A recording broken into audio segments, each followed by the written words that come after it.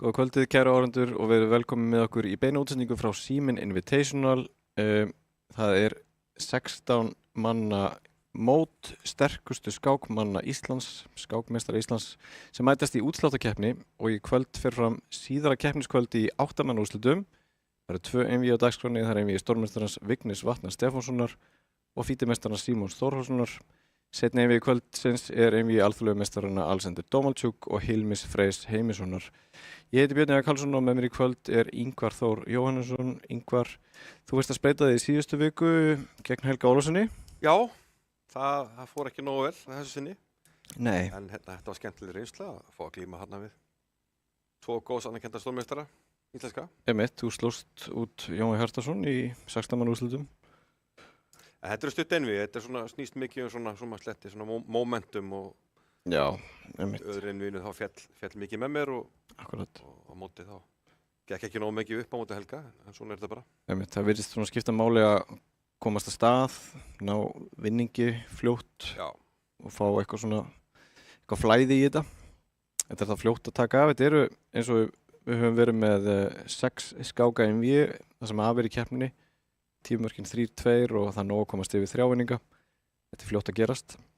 En fyrir einvígi kvöldsins er einvígi stórmeistarans Vignis Vatnar Stefánssonar, óumdeilanlega sterkasti skákmanns Íslands í dag, og Símons Þórhallssonar sem að vann sig inn í 8 manna úrslitin með sigri á alþjóðlega meistaranum Davíð Kjartanssoni. já, heldur betur vel gert hjá honum. Mjög vel gert. Hvað segir þú um einvígi kvöldsins? Á Símon möguleika á móti Vigni? Sko á pappinum var mjög auðvitað að segja að Vigni vinni auðvitað og ég hugsa hann vinni og veðbankar sammála því. En Símon er umskur og hann vann Vigni 2 skákir í röð á netmótum. Það er rétt. Annars skipti á Tile Tuesday, mann ekki alveg hvað hitt skipti var, en Já. allavega getur bitið frá sér og Vigni má ekki vera á værukær. Heldur hann að við unnið hann yfir borðinu í einhverju hraðskokmóti? Já, í TR, já. Gæti passað. Já. Þannig að Símon getur bitið frá sér, Vigni þarf aðeins að halda vel á spilunum. Þetta er stutt einvígi. Heldur betur. Og Vignir hefur verið öflugur í netskákinni hingað til. Hann hefur telt mikið á Tile Tuesday gegn sterkustu skákmönnum heims og svona hingað til í þessum einvígum á þessum móti. Þá hefur hann kannski ekki alveg, finnst mér, sýnt svona sína bestu hliðar. Nei, ég sammála því og mikið inni og ef hann er í svona sínum besta gíra þá er hann svona alltaf því óstöðvandi á okkar hérna. Getur stigið sko. Einmitt. Akkurat. Hvað gæti skákmaður eins og Símon Þórhallsson gert til þess að eiga möguleika á móti Vigni fyrir utan hið augljósa teflavél? Já. Ég held að þessi fyrst og fremst bara svona halda sjálfstrausti og bogna ekki á auðvitað. Það er svo auðvitað hérna, að treysta andstæðingum á mikið. Það verður bara að hafa smá sjálfstraust, treysta á sig og hérna, verður ekki að lendi á miklu tímarhæki. Já. Ég fór svolítið flatt á því og mér fannst ég miklu meiri möguleika í skákunum þar sem að Ég lendi ekki í miklum tímar ekki. einmitt láta vaða þegar að tækifæri gefst. Já. Já. Það væri nokkuð hafið leik, erum við með... Já, það sýnist mér ekki. Nei. Við býðum bara spakir eftir að þeir Þetta koma hvað að hverju. byrjufélagarnir. Það eru Vignir og Símon og Já, Vignir dró hvítt í fyrri. já, Fyrst skáki. hann er með hvítt í fyrstu skákinni, Vignir Vatnar Stefánsson sem að hefur hvítt í fyrstu skákinni 6 skáka einvígi og svo sem er fyrir til að fara yfir þrjávinninga fer áfram í undanúrslit, ætla ég að segja, og mæti það sigurverðin með einvígi Alexander Dómaldsuk og Hilmis Freys. Er það rétt? Er ekki Vignir og fær ekki sigurverðin í Vignir og Símon Helga? Ég minni það. Já, ok. Af því að ég hef ekki að fara þá leið og minnir að ég hafi skoða hvað myndi gerast ef ég myndi vinna. Já. En ég þór ekki fullar ef við kannski fáum það síðar en þeir hafa hafleik. Þeir eru byrjaðir og það er Vignir Vatnar sem hefur hvítt. Við fáum kannski útsendingastjóra til að skoða fyrir okkur brakkatið á skák.is og kannski láta okkur vita hver fær hvern. Já. Herru, það er næturvinn. Það er næturafbrigð og Vignir teflir Biskup E3 riddara F3 sem er svona stöðuleg leið. Það fer ekki í afturafbrigð. Já, hann er komin núna, ég veit hvað hann er að gera. Hann er komin í línu sem hann mæli með hann Tyrlis í mjög nýlegri bók. Og Vignir hefur svolítið verið að predika eigin boðskap gegn næturafbrigðinu. Já, sem er A3 sem ég ætlaði með að nota í síðustu viku en fekk ekki færi á. Aha. En þetta afbrigði það sem að Vignir hörfa með riddaran á F3, það er svona snýst kannski meira baráttu hvíts gegn eða á hvíturreitunum, hvíturinn á tökum á D5. D4-1. Já, svona hefðbundnara í þessari uppstillingu að fara með riddaran á B3 og hvíturleiku þá F3 og hrókar langt enska árásinn en til stöðlegri leið. Hefur auga á svona D4-1, snýst mikið það, þessi barátta sem framöndan er. Já. Og nú er Símon að meta hvort hann vilja fara með riddaran sinn á Daniel 7 eða Ser 6 væntanlega. Já, þetta er svona fyrsta augnablikið þar sem að sker í milli í tímanótkun.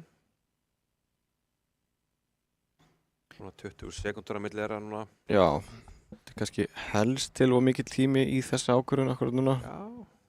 Hann drepur á E4. Þetta er nú bara leikur sem að... Ég var eitthvað að spá í þessu en mér fannst þetta bara ekki ganga upp. Kvartaði ekki að mér.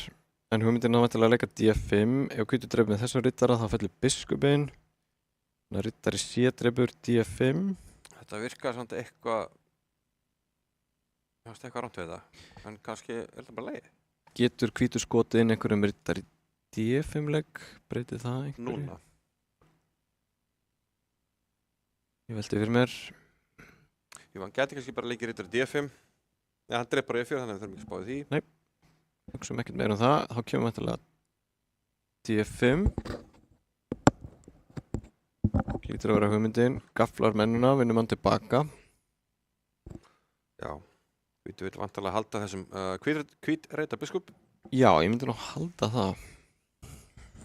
Það getur svartu kannski valið ef ég leik til með biskup D3. Nei, mér fannst þess að við getum kannski leikið D4. Það er full mikið. Við getum tekið á D3. Allt svo tekið á E4 segi ég og er það samt ekki bara fínt á hvít? Að bakka og drepa svo bara. Já. Kannski er að koma eitthvað skonar F5, F4 þeirri stöðu. Það er drónir D5 skák. Það er smá losfaralett. Það er þetta átt að sjá þessu. Já. Hann drepur. Nú má ekki leika F5, þá kemur drónir D5 skák og hrókurinn fellur. Skítur hann inn í hrókur D8. Það lítur skynsamlega út. Hann fyrir með riddaran á C6, já. Nú kannski hóttar hann F5 í einhvern tilvíkum. Hrókur D8 F5 eða F5 strax. Svartur er með smá viðspyrnu hérna. Já, ég hugsa að Símon sé búinn að koma sér þokkala út í byrjuninni. Hann það kannski gæta aðeins að B6-peði. Já, drónir B3 á einhverju stöðum, setur á B6-peði. Já, fyrir með riddaran á A5. Já, þægjendum.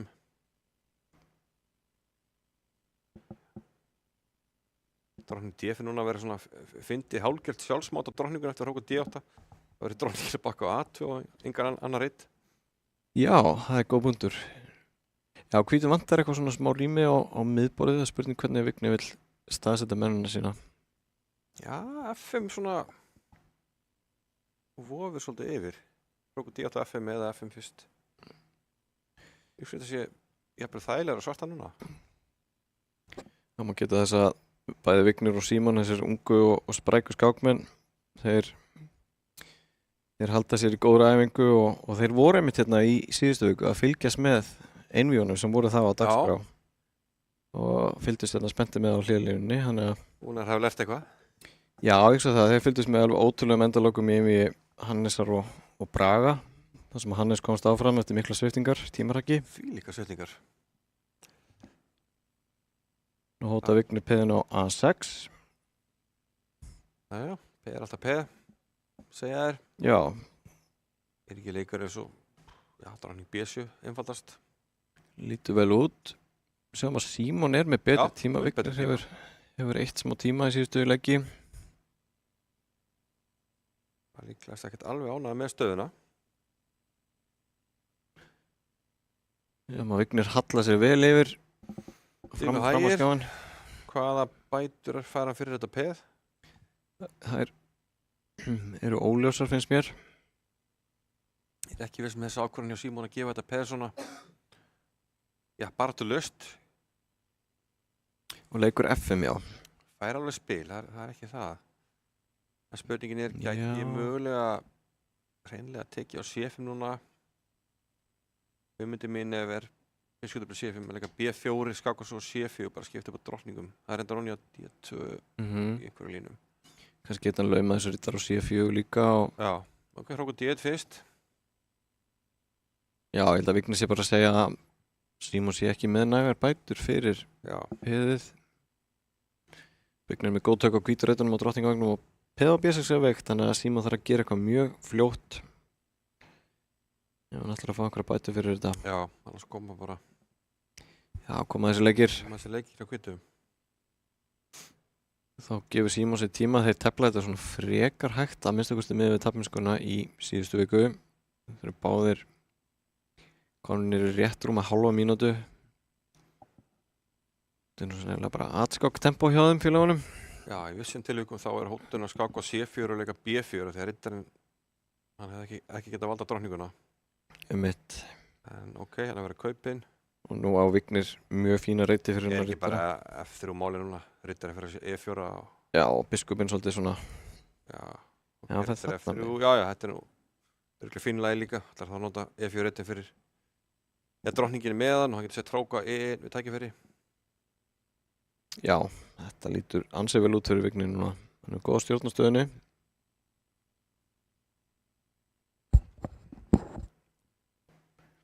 Hróku D2, valda beisinn. Vignir er aldrei hrifinn af því prinsipi.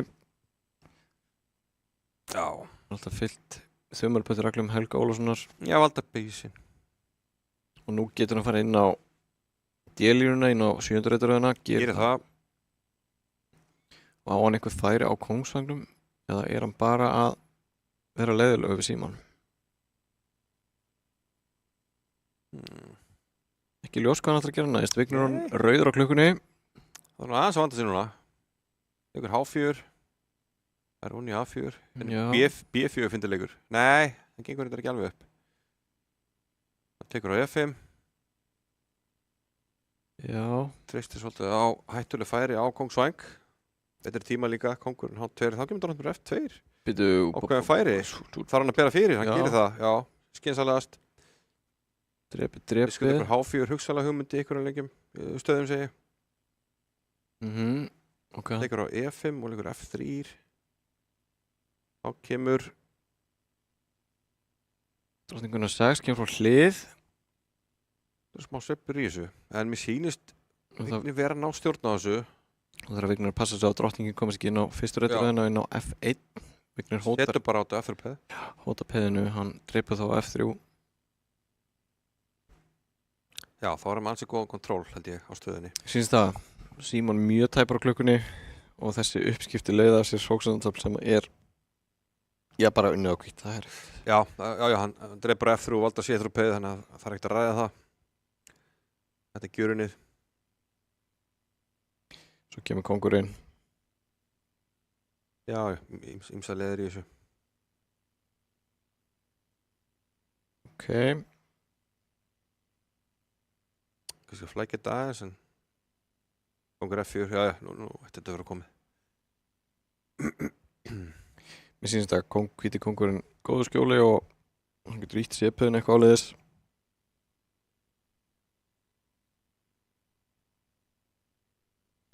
Hann er búinn að vinna sér upp ágætis tíma núna. Gefur sér smá tíma í að meta besta framhaldið.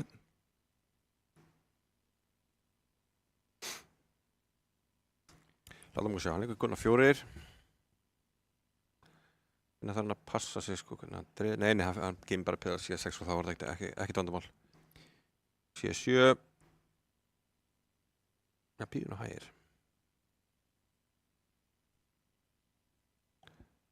Nei, þetta er henni. Já. Sérstaklega núna. Já. Hefði til dæmis getað leikið hrók og G8. Hann gæti ekki hrók og geta. Það er kannski óþarfi að gefa hennar hrók. Fær drottninguna hvort þið er. Já. Síma fellur á tíma, 1-0 fyrir Vigga. Já, þetta var svona nokkuð þægilegu sigur fyrir Vigni. Já, eftir að náðu því svona kontról á stöðinni. Þessi PS4 var ekki alveg svona fyllilega að ganga upp.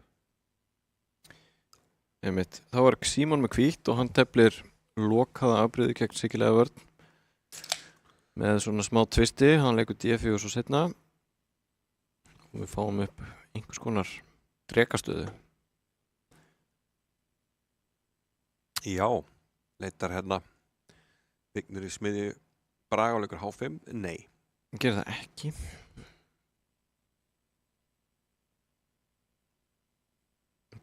ekki. Já, það er spurning sko, Þetta er nú svolítið ómennilegt. furðulegu drykki. Þannig að engin hvítur riddari kominn á D4 Nei, riddin. akkurat. Þetta hlýtur að hvíti mig í hag. Eða hvað? Já, ég skal ekki segja. Nei, kannski ekki bara. Ég skal ekki það segja. Já, það er erfitt að átta sig á tempónum svona hvað. Nú voru þetta orðið svona eins og Dragendorf. Já, Vignir er alltaf að gæla við að fara inn á C4 riddin. Er þetta ekki orðið bara Dragendorf með transposition núna? Er þetta að fara E2 og D4? Ég held að núna sé þetta staða sem við getum fengið. Já, mér syns það. Svona venjulegur Dragendorf leikiröð. Já. Fyrir þá sem þekkja það. Dragador þá á yngar við einhvers konar blöndu af drekaðabriðinu. Dragon var í þessu og Nætur á abriðinu. Það sem að svartur leikur bæði biskupnum á G7 og peðan á A6. Já. Oft með svona annari leikjaröð svona til þess að stýra þessu sér í hag. Þetta var vinsælt tíma. Já, eitthvað. Dvínu þessar vinsældir. Já, það gerir það. Nú hugsar Símon, það er svona augljósasta planið er að bruna áfram á kongsvagnum og leika H4, H5. Biskup E2. Kannski full svona Já, rólegur ekki leikur. valdar hann eftir base en aldrei leika F4. Þetta er nú svona staða sem að hvert einasta tempo skiptir mjög miklu máli. Já, til dæmis, hann þarf að drepa á C4 ef riddari fyrir þangað og er ekki óþarf að eða einu tempo í biskup E2 þá. Akkurat. Þetta er svona kapphlaupsstaða, það sem að báður hafa að hróka á sikkvona vagnum, þá skiptir tími miklu máli. H4 og Viggi hugsa sig Er hann að velta fyrir sér að hægja á hvítusókninni með H5 eða ætlar hann að bruna sjálfur að stað? Þetta nú reyndar ekki aðbyrði í síkjalevel sem að Vignir hefur mikið verið að tefla sjálfur. Nei. Meira verið í svona klassísku síkjalevel. Einhverju hliða variantum með H5 og eitthvað slíkt. Mitt. Man ekki eftir mörgum drekum hjá honum. Það er rétt. Hann svo sem teflir ýmislegt. En hann tekur sér góðan tíma hérna og aftur er Símon með mikið og gott tíma fórskot. Já. Við svona nefndum í upp að vera svona ákveðin líkill að hann spara átt í þessu einvíi að það verði ekki mikið undir á tímanum. Mitt. Já, Vignir fyrir svona frekar afslappaður á klukkunni. Drottning A5, það gefur svona hvítum möguleika á einhverju riddari D5 leikjum einhver tíman. Já. Af því að þá er þetta að leika millileik með riddaranum. Hvað gerist núna? Ég leik bara biskup H6. Ég með B4 þá og nýja D5 eða hvað? Já, ef til öll er það hugmyndin hjá Vigni og Hann hörvar. bara B3, það er nú verið gaman eiginlega rittara upp á eitthvað svona rittar FM-leiki í einhverju stöðu. Já, einmitt. Það er svona skemmtilegt þema í sókninni. Fara með rittarinn á D4 og 5. Líka hróku C, sjá maður rittari D5 hefði líklega verið svara bara með því að drepa tvisvar, drepa svo C2 og E2. Já.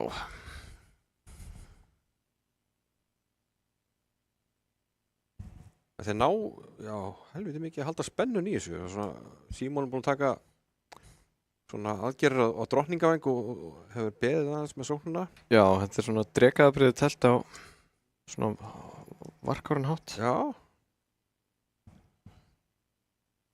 Og samaskapið þá var Vignir ekkert að, hann er ekki leikur þetta C4, hann er ekki leika B4. Hvernig bregst hann við þessu? Biskup H8. Það er svona eina af þeim hugmyndum að hafa verið búin að hreyfa þennan hrók eitthvað í burtu að geta hörfað með biskupinn. Já. Þá drepur Símon loksins og Vignir með FP, það er svona prinsipleikurinn, halda hálínunni lokaðri. Já, svona eins og þetta er. Nú þarf hvítur að finna eitthvað smá majónes í sóknina. Já. Spurning. Rittari D4 bara að koma aftur inn í spilið, hóttarittari E6. Kemur sterklega til greina. Þetta þurfum hann ekkert á B3, hann leikur Gunnar 5. Ætlar hann leikur þetta D5 núna? Nei, ég er nú ekki hrifinn af því. Já, drepið og Vignir verst. Vignir verst. Rittarinn þarf reyndar að bakka á leiðinlega reitt. Er eitthvað, við veit núna að íta bara, F4 eitthvað slíkt? Einmitt. Bæta meira púðri í sóknina. Rittari B6 mætti svara með drottning 1-6. Smá beigla ennþá. Drottning D7 biskupuna 4. Reyna að halda sér í leppun á F7. Saman á því, það lítur vel út. Eina augljósa plan svart sem virðist vera að hoppa eitthvað með hennar rittar áleiðis. Já. Við getum jafnvel bara látið það eiga sig. Já, mér líst við A4. Þetta er hættulegt. G6. Já. Símon Þórðarsson hlýðir Ingvari algjörlega. Men það er töluverð pressa á svartastöðunum núna. Hvernig er þetta? Rittar A4? Ég meina, ég get líka bara alltaf leikið C3 ef ég... Já. Svo getur vel verið að ég geti bara haldið áfram sjálfur. Bara rittar A4 F5, tekið að B2 biskup, eftir að B6. Einmitt. Átdreipur. Það vofir eitthvað yfir. Það er svona eins og hvítur sér aðeins á undan. Já, það er bara mánt, eftirdreipur, hátdreipur, dróttin B6. Einhver A5. Þá er ég bara leika F5. Já, áfram með smérið. Áfram með smérið. Why not? Kemur þá dróttin D7, lúmskur. Aha, og þá var hann ekki biskup G4 eins og áðan. Já. Það er lúmskvörn hjá Vigni, en ég get, það verður þetta með rittar held ég. En nú getur það að fara að plokka peðin. Já, þessi peð eru sitjandi önd, sko. Snarað þannig sitting dog skemmtilega. Já, við erum að beita íslenskunni hérna. Er A4, já, mér líst vel á þetta. Símon að tefla þessa skák eins og herfóringi. Já, nú er þetta ekki lengur einhver kapphlaupsstaða í dreganum, nú er þetta bara staða sem að hvítur með biskupapari og peð yfir. Já, bara að lokka allt mótspil. Nú spennir hvernig lokum best á þetta. Er ekki C3 einfaldast, við höldum ennþá Jú. línunni, hérna lokari, B-línunni og skálínunni líka. Og bara spennir hvernig við aukum pressuna. Einn er þessi biskupa H6 er ekki alveg tengdur við stöðuna eins og er. Hann er svolítið illa staðsettur greið. Það nú komið smá tímarhag, þannig að nær Vignir að snúa þessu hérna, sér í vil. Símon það bara að halda fókus. Þetta er Davíð 4. Lítur vel út á Ronju E6, óþægilegt að valda. Hvað gerir Vignir? Vignir er rauður líka, báði komnir undir 20 sekundunar. Rittarinn að Gunnar 4 er ekkert að deyju reytum, hrókur H4, eitthvað tækifæri getur verið hættulegur, til dæmis núna. Heldur betur. Og verður hann að taka H6, þá er búin að fría biskupinn. Hrókur G1 fyll líka, þá er Ronja G6, hann verður að valda. Hrókur F6, Símon að tefla þessu herfóringi. Hann heldur góðu flæði hérna.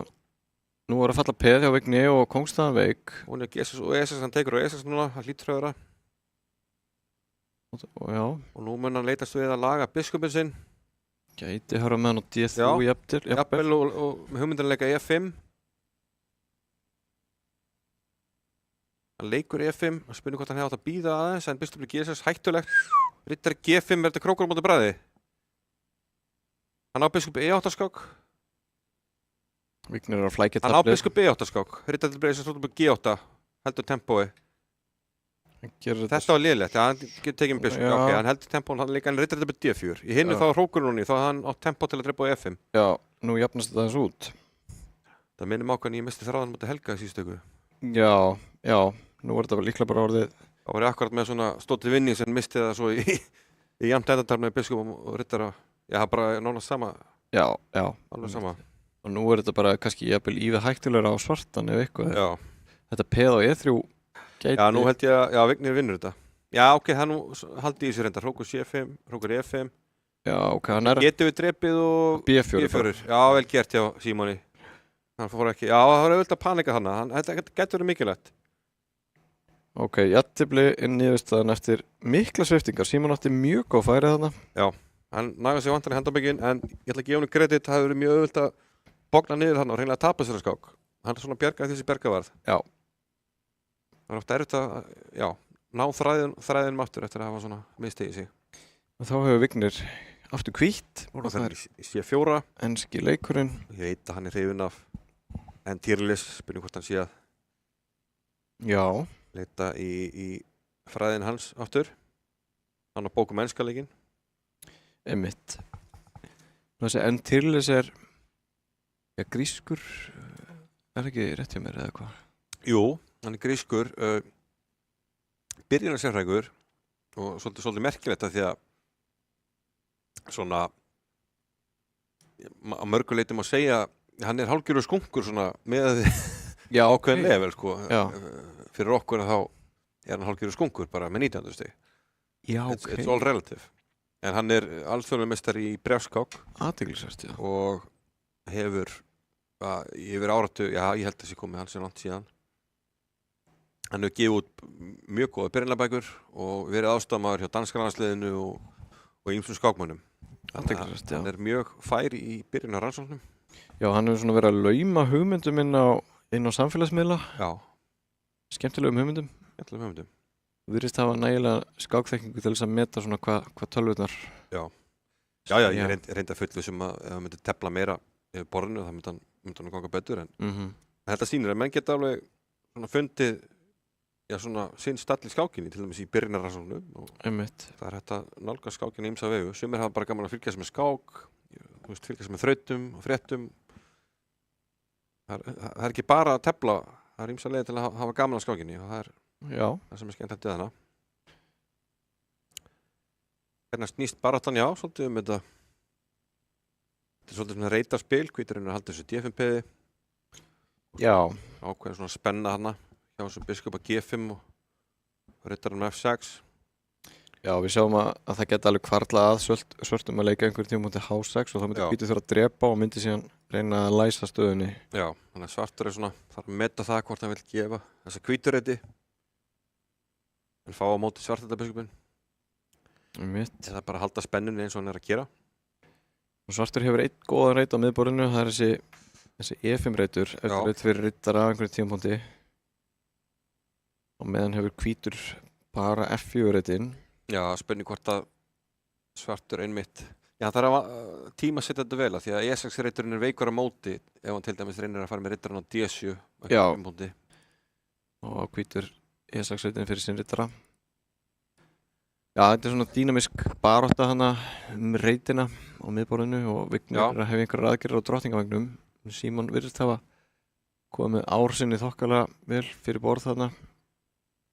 Já, er þetta ekki bara þokkalega dýnamisk skapvægi? Ég held að Símon sé bara að gera vel í þessari skák. Já, mér finnst það líka. Og tíminn nokkuð jafn. Báðir komnir rétt undir 2 mínútur. Og við minnum á það að hér þarf einungis að fara yfir 3 eininga til þess að tryggja sér sigur. Vignir yfir 1,5 hálfur eins og er. Já, mikilvæg skák upp á tempóið í einmiðinu. Það verður mjög sterkt fyrir Símon að vinna núna. Jafna í hálfleik. Já. Hann hrókar. Já, hann er ekki hræddur þá hann sé búinn að ýta peðan sínu fyrir framan kónginn. Kóngurinn er svona býsna vel varinn. Hvað ætla Símon það hafa að taka til bragðs? Já, það spurning hvort hann missi þolinmæðina einhverjum tímapunkti og leiki bara H6. Já, geti gert það. Takjum biskup, leikir biskup E5 og spyrja hvítan hvað hann ætla að gera hún að rittara. En hann virðist alltaf að taka móti á drottningavagnum. Já, Er hann að undirbúa að fara að leika B5 í ykkur stöðu? Hvað er hann að gera? Já, ég skal ekki alveg segja. Vignir Hörvar. Þeir eru svolítið báðir svona að bíða eftir hvorm öðrum. Tíminn nokkuð svipaður. Gunnar 6, já. Rókur Bjarni 1, Kongur G7. Ok, nú er hann undirbúið H6. Já. Nú, ef hann er að leika H6 hér, að þá ákvítur ekki lengur H5 sem að stjórnar svörtu peðanum. Hann er dýnamík í peðin sín. Getur Vignir leikið sjálfur H5 eða? Er það leikur? Jú, það geta alveg verið leikur. Er það ekki bara leikurinn? Svona til að Eina spurningin er, á ég rittur þetta D5 í þeirri stöðu. Aha. En ég held ekki að því ég get tekið mér rittara og það er alltaf gaffall á C7. Right. Já. Smá taktíkan. Sjáum það H5. Gæti komið til græna núna. Vignir gefur sér 12 tíma í þetta. Hann er komin undir mínútu. Símon spendur hann. Hrókur B3, þetta var svolítið, já, cryptic leikur, svo við sletta aðeins. Hann ætla greinilega bara í aðgerðir á bílunni. Verður að passa lendi ekki einhverjum biskup A4 leikjum. Já. Skildi rittarinn fara eitthvað? Nú er þessi biskup Símons á E5 mjög sterkur. Já. Eini svartræta biskupin á borðinu. Drottning Davíð 2. Það er svona ákveðið tromp fyrir Símon að leika G5 einhver tíman í skákinni, kannski ekki ofljótt. Já, hann svona vofir yfir. En það er ekkert endur alltaf gott að spila trompanum út. Já, það er að gera á réttum tíma. Ég har ekki rétt tíma að sjá til.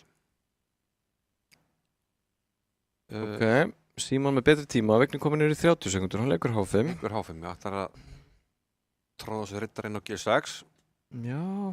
og taka vandar á F5 eða hvað. Já, það er pínulítið óþægilegt. Það er hann á B8 líka. Drottningin er svona oflaðin núna. Þarf hann að taka með D-peði núna? Já, þó. Þetta er kannski ekkert... Eftir þessu kaup tekið á E5 Það er hvítið með valda frípeð en það er kannski ekki að fara langt. og Það er ekki að fara langt. eftir á ykkur dýnamík með F4 í framtíðinni en eins og er þá er náttúrulega E4 peðið onni þannig að það myndi ekki duga Kannski þetta er að mikið.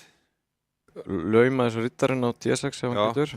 Ef ég tími að taka með biskup og leika rittar E8 Ég held að það svona... ná þessari últrablakkvaringu nægir því ekki. Að því ég geti valda Já. bara drottning B6 valdar C5 og kongur F6 geti valda Já. F5 peði. Ég held að Gerið það, hann gerir það. bara ægilega betra svartan. Kongur... Já, Þannig að þingar hann reyndar í að, ok, drottning C7 ætti að vera lagi. gerir það. Og ég þarf að eða tími kongur F6 núna. Já, ef hann nær þessum þá erum við gott halda á þessu. Gæti það jafnvel fara að íta C-peðinu eða F-peðinu. Já, Vignir komin niður í 10 sekúndur. Vignir getur ekki verið svartur. Þetta er bara betra svartan. Þetta er alveg skólabókar rittar á D6. Og þetta getur þú notað sem kennslefni í skákskólanum. Já, Ásamt skákin Ingvar Jónusson, Hjörvar Steinn, Grunfeld, fyrir svona 100 árum. Já, þetta er svona skemmtilegt þema þegar rittarinn blokkarar frípeð sem að lítur svona...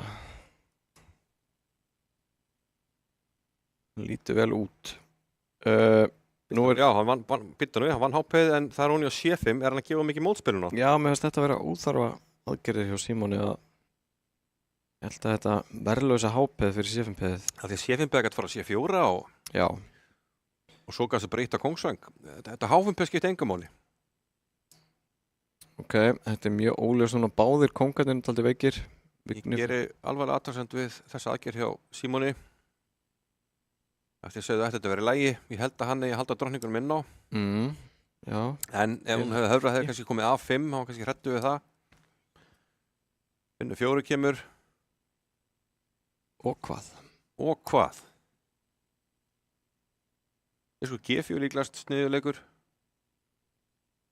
Hefur valda á ýmsu reytum og kongurinn kemur inn að bjarna 4, vill fara inn á C5. Já, mér syns hvítu verið svolítið fljótur að búa sér til frípeð. Já, þetta hægfara hjá Símoni. Svo var að koma núna fljótlega A5 B6. Já, nú er reyndar að koma í vandræði. hann bara að tapa mikilvæg tíma núna. Ég held að sé ekki nóg fljótur með mótspilið sitt. Fórna riddaranum en Nei, peðin eru alveg lömuð, sko. Hann er ekki að búti frípeð. sýnist Vigni vera að hafa þetta hérna og er þá komin í 2,5. 2,5 þegar við já, Þetta voru sviftingar, Símon aftur getur náða sig handaböggin, var með fína sensa sammála því og það hefði getað gert sér meira mat úr þessu. En við ætlum að fara í örstutt hlé, kæru áhorfendur, og koma aftur eftir örstuttastund, ekki fara langt. Við tengjumst gegnum óteljandi þræði og bylgjur, í gegnum samtöl, augnablik og upplifanir. Þú ert í betra sambandi hjá Símanum.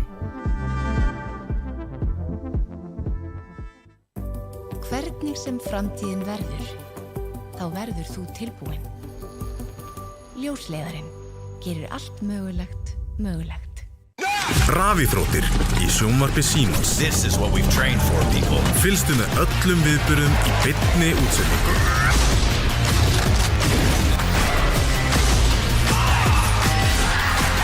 Alla rafíþróttir á einum stað í viðmóti Símans. Sjónvarp Símans Premium býður upp á meira sjónvarpsefni en nokkru sinni fyrr. Dimma. Bodies found alone in the middle of nowhere. Probably suicide. Or murder. Í íslenskum sakamál kafað dýpa. Missir. Útilega. Þessi útilega þetta ferð því algjörður rugg. Sacrifices must be made. I'm Madeline Mann. Welcome to the White Lotus. I'll be calling the shots. Æska er tvæs. Gegga. Ég svo gaman að segja satt. Kapphlaupið enska úrvalsdeildarbikarinn er hafið. Enski bolti. Endalaus farsími, endalaust net og allt þetta sjónvarpsefni í einum þægilegum pakka. Vertu með sjónvarp Símans í haust. Horfðu núna.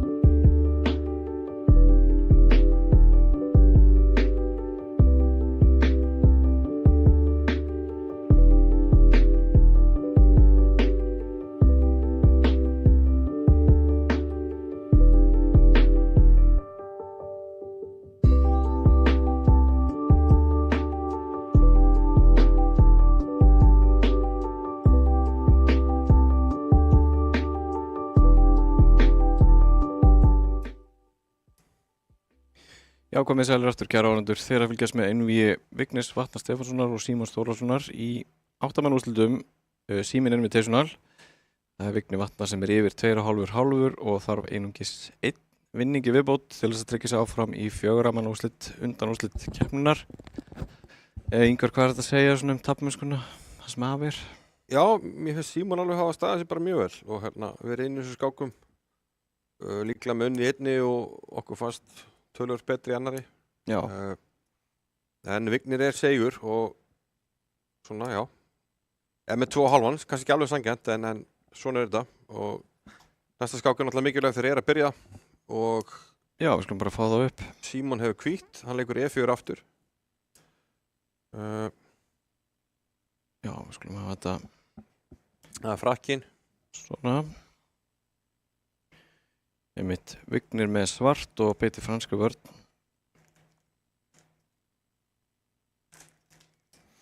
Já, biskup D7. Hann ætlar að setja biskupinn á B5. Skipta honum upp. Er það ekki hér sem hvíti getur leikið biskup, hann er hvort E2 að D3 og tekið svo C5. Hvíti verður svarti verður að taka D4 fyrst ef hann ætlar að leika biskup B5. En Símon er að taka sér tíma sem kannski þýðir hann þekkir þetta. Þetta aðbyrðu þá hugmynd ekki upp á 10 eða hvað. Hann tekur á C5. Og hérna er B5 málið, hann kann þetta. Gerir það. Þetta er löng lína, hann getur tekið F2. Já. Sem hann gerir. Sjá hvað þið myndi að vera að skoða daginn. Hérna er svartara leikinn, hann verður að leika biskupinn tilbaka, biskup C6 ef ég maður rétt. Vignir grættir sig.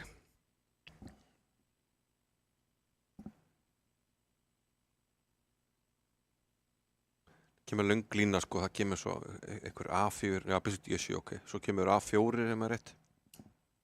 Svartur verður að leika A6. Hvernig fer hvítur að því að koma svartum í vandræði með hennan biskup á F2? Er einhver leið fyrir hvítan að hóta þessum biskup? Nei, kannski er ekki ég eða Símon eða við báðir að rugla saman aðbyrðum þessum biskupinn á D3 en ekki E2. Ég er nefnilega ekki alveg viss sko. Vignir heldur. En ég veit að þetta er hugmynd sko og riddara A3, já. Þetta er einhver svaka róluskjötu variantur sko.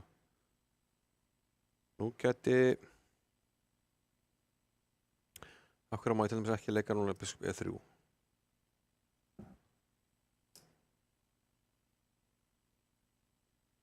B5. Drottning C5. Ég er ekki viss lengur hvort þetta sé allt þekkt sko. Vignir virðist alveg klára sínu sko. Já. Hann teflir þetta nokkur hratt. Ég er svona rétt leiti við myndband hjá honum á síðunni einmitt það sem að var að tala með dagbreiði sko. Það svartu geta alveg telt þetta en þarf að kunna þetta nokkuð vel. Mikla tölvulínur. En svona með við tímanótkunna þá held ég að Vignir sé með þetta betur á hreinu. Já, syns það. Símon er. Ég sé ekki hvernig hann býr til vandræði fyrir drottninguna. Og svartur heldur þessu peði og leikur kannski bara núna er þetta E7, er ekki bara leikurinn. Hann er að hróka, þá er þetta nú bara fínu lagi. Það er erfitt að sjá hvernig svarta drottningin getur lent í vandræðum. Já. Eftir til dæmis þegar þetta er C2 þá sýnist með drottningi vera í góðu lagi bæði á C5 og H6 ef vera þarf. Einmitt. Og getur bakka hérna líka meir. Já, og við getum bara gælega að taka B5 og róni á A5. Mér sýnist þetta að vera misjafn hjá hvítum. Það var eitthvað sem fór úrskeið þannig að hann glemdi einhverju leik. Virðist vera, já. Símon kannski bara hálf hissa á því hvernig þetta gekk ekki upp af því að hann er enn að hugsa, komin í mínútu. Já.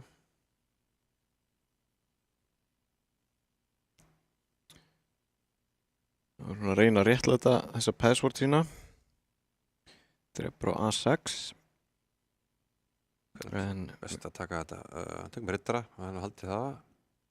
En með hverjum leiknum þá er Vignir nærði að ljúka leiðskipurinn og ná að því þá er hann bara peð yfir. Sælu peð yfir. Ég frá okkur B, en biskup C6 er bara mjög aðlegur og þægilegur leikur. Eftir aðtökum þá róni á A5 líka ef að svartu fyrir einhverja græðki. En ég held að sé einhvern þess að hróka bara núna, það er svona. Já, hann tekur bara eitt peð viðbót með þessu. Já, tekur hann eitt peð. Hvítur er ekki minn en færi engar hótanir að ráði. Þannig ég ætla bara að gera svo djarfur að segja að þessu einvígi sé hér að ljúka. Já, það er aldrei lis. Vignir ætti nú að ná að klára þetta. Við sjáum að Riddarinn svo ESU, ef hann kemur inn í spilið á F5 eða D5 þá er alltaf skák og E3 sem góð verið yfir. Já, Riddarinn C5. C5 valdar allt. Ennþá hún í A5. Ok, hann fær kannski CP núna en það bara dugar ekki til. Já, það er erfitt að sjá einhver færi í þessu. Fyrir Símon. Riddari B5 býður auðskjöld og drottningum og þau verða. Já, nú hrókum við bara, þetta er bara búið.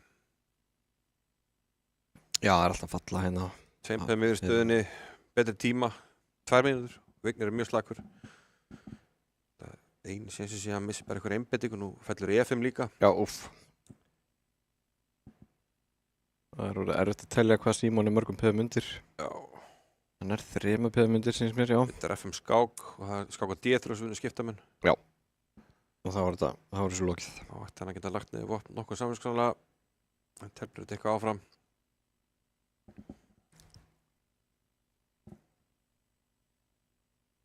Já, þetta var lítið og hann gefur þetta. Já, Símon náði ekki að nýta sér þarna það sem hann hélt eða taldi vera góð færi í byrjuninni. Gaf peð á F2 og hann þarf kannski aðeins að skoða betur. Já, þetta var eitthvað hvað það var sem að klikka þarna. Gluggur í afbreyðinu og Viggi virtist, já, bara hafa þetta algjörlega á hreinu. Já, en þá er Vignir sem sagt komin áfram í undanúrslit með nokkuð öruggum sigri 3,5. Hann lagði Símon Þórlason á velli sem að byrjaði vel í þessari keppni með sigri á Davíð Kjartarssoni. En þá er þessu einvíi lokið og næsta einvíi er einvíi alþjóðlegumeistarana Alexander Domalchuk og Hilmis Freys. Þeir á nú mæst áður í keppni þessu tagi. Var mjög skemmtileg og hérna, við bíðum spenntir eftir því einvíi. En við viljum að fara fyrst í örstuð skilaboð og koma svo aftur með síðasta einvíið.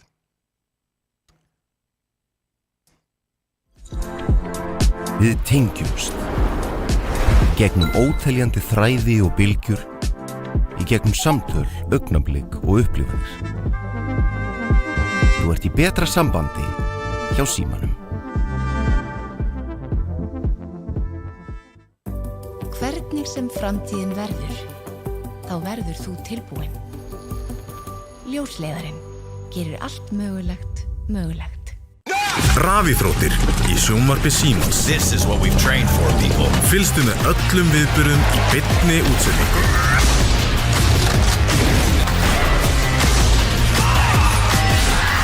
Alla rafíþróttir á einum stað í viðmóti Símans.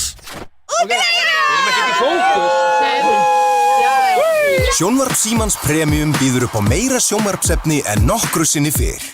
Dimma. Bodies found alone in the middle of nowhere. Probably suicide. Or murder. Í íslenskum sakamál kafað dýpa. Missir. Útilega. Þessi útlenni þetta að ferði algjörður rugg. Sacrifices must be made. I'm Madeline Mann. Welcome to the White Lotus. I'll be calling the shots. Ice Guys 2. Gekka. Það er svo gaman að segja satt. Kapphlaupið enska úrvalsdeildarbikarinn er hafið. Enski bolti. Endalaus farsími, endalaust net og allt þetta sjónvarpsefni í einum þægilegum pakka. Vertu með sjónvarp Símans í haust. Horfðu núna.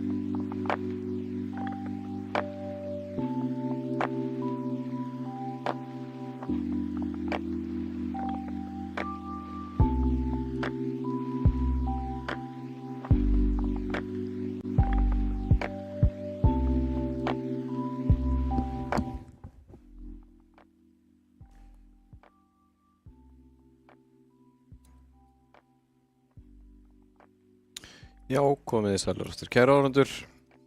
Það er þá seinna einvígi kvöldsins sem að fer að hefjast. Það er einvígi alþjóðlegu meistarana Alexander Dómaldsúk Jónassonar og Hilmis Freys Heimissonar. Þetta eru tveir ungir og sprækir alþjóðlegu meistarar. Yngvar svona nokkuð jafnir, er það ekki? Mættið með það? Jú, við fengum rosalegt einvígi hjá þeim fyrir áramót í Íslandsmótinu í netskák sem fór alla leið í bráðabanna. Skildi jafnir í 10 skákavíi, nú 6 skákavíi, þannig að svona slettum. Þetta momentum mun skipta miklu máli hver rundan að vinna skák. Einmitt. Ég held að það geti allt gerst hérna og ómögulegt að spá í spilin í raun og veru. Já, þeir eru svipaðir að getu en hafa mjög ólíkan stíl. Já. Alexander er... Hann er meira svona fighter og er að berjast í stöðubaráttu. Hilmir er mjög hrifinn af að hafa frumkvæðið og sækja á anstæðinginn og margar góðar sóknarskákir þar sem hann hefur lagt mjög sterkar stórmeistaravelli.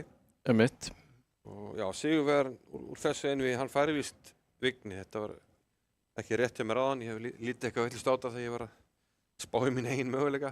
Já, einmitt. Það verður Helgi og Hannes sem mætast öðrum meginn í undanúrslitum og Vignir og sigurvegarinn úr einvíginu sem að ætti að fara að hefjast hvað að hverju. Býðum bara spenntir eftir Búin að finna þá? Já, það held ég. Og við bara býðum spenntir að þeir hefji leik. Já, það má svona gera ráð fyrir því að eins og Ingvar segir svo svona er svona að koma sér af stað fyrr í þessu einvígi með telast líklegri. Já. Alexander hefur sýnt svona góða hæfileika við að verjast. Hilmir alltaf sprækur í Ótrúlega órægur, en Sasha eins og kallum hann. Já. Var búið að draga hvor hafði kvitt í fyrir þig? Hilmir hefur kvitt í fyrir. Við erum með, Skilmi. Já, þeir eru byrjaðir. Eins og hann heitir. Þeir eru hægra megin Hilmir. Já. Vel víraður. Skulum snúa þessu þá hefur við tók svart í frakkanum og þetta biskup D3-abrið sem ótrúlega margir tefla. Já. En þetta svarti sé nú búin að finna leiði til að svona og nokkuð þægilegt tafl gegn þessari leið. Já, biskup D6 hefur verið vinsælt svar við þessu. Já, og svartur og fljótur að leika bara riddari D7 og jafnvel E5. Já, hugmynd hvíts með þessu er að fá upp svona einhvers konar katalónskan biskup. Já. Skemma fyrir þessum biskup á C8. Þetta er C3. Og gerir nákvæmlega sem þú sagðir, leikur E5 og... Já, ég hafði undirbúið eitthvað svipað hérna. Býttu nú við, ég var nú að tefla við Hilmi hjá hann. Ég hef rennell saman þessi mót, skal ég það að segja. Biskupinn Hörvar á H4. Já, ég telti að vera í deildakefninni, hvað er það mér? Mitt? Íslandsmót skákfélaga, takk fyrir. Þá hafði ég mitt svart á hann, var eitthvað að skoða þessar línur, en hann líka ekki E4, þannig að það kom ekki upp. Nei.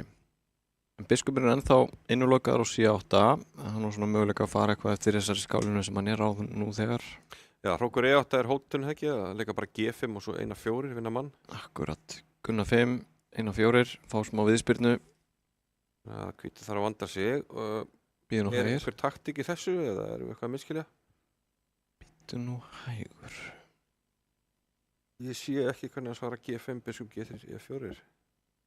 Þegar maður sé með eitthvað taktisk skot sem að... Gerir það. Mér hefur hreinlega yfirsést.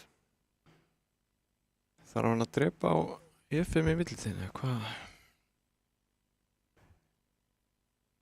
Hvað er að gerast í? Þú verður hann ekki að gera það, en þá dreipum við með riddara og náum að dreipa á F3. Hvíturreitinni verða alveg skelvelir hvítum. Já, það þykir mér. Svartur lítur að vera með örlítið betra tafl núna. En það er allavega ekki manni, þetta var kannski ágætlega sloppið svona með hættuna sem fáði yfir. Og við sjáum að Hilmi Freyr er að keyra sig í gang, sötur hann á kollab. Kollaba sig í gang. Hressandi drykkur. Og eyðir mestum tímanu sínum í að skoða eitthvað súkkulaðistykki hérna. Það var svona ákveða hvernig hann ætlaði að ráðast á þetta súkkulaðistykki. Ég frekar að huga stöðunni. Okay. 5, hérna fannst mér nú, þetta er D4, já, líka beinast við, en kannski ætlaði hann bara að setja biskupin á G6 og Bíðasbakur, eða hvað? Jú. Það var E8. uppskipti. Tökum við drottningu. Manni finnst eins og hann eigi að taka D6 bara svo rittarinn og D4 sé svolítið svona öruggur. En að móti þá F4 rittarinn hansi veikur líka. Já, það er rétt. Jú, já, ég ætla að segja að hann leikur ykkur svona leik sem heldur meira dýnamík og rittari B5 akkurat hann leikur. Nú getur Alexander drepið á G3 og drepur þá Hilmir með H-piðinu eða eitthvað. Ég myndi að halda það. Já, heldur smá skjóli fyrir góngnum sínum.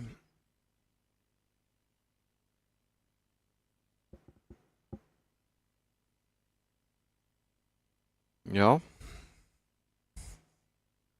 Ég gefa sér tíma í þetta. Sýndist Hilmir vera skipt lag hérna. Mikilvægt að hafa góð tónlist í eyrunum. Róku D8 með tempói, hóta drottningunni og svo lítur Alexander að fara að huga að þessu C-piði sínu. Já.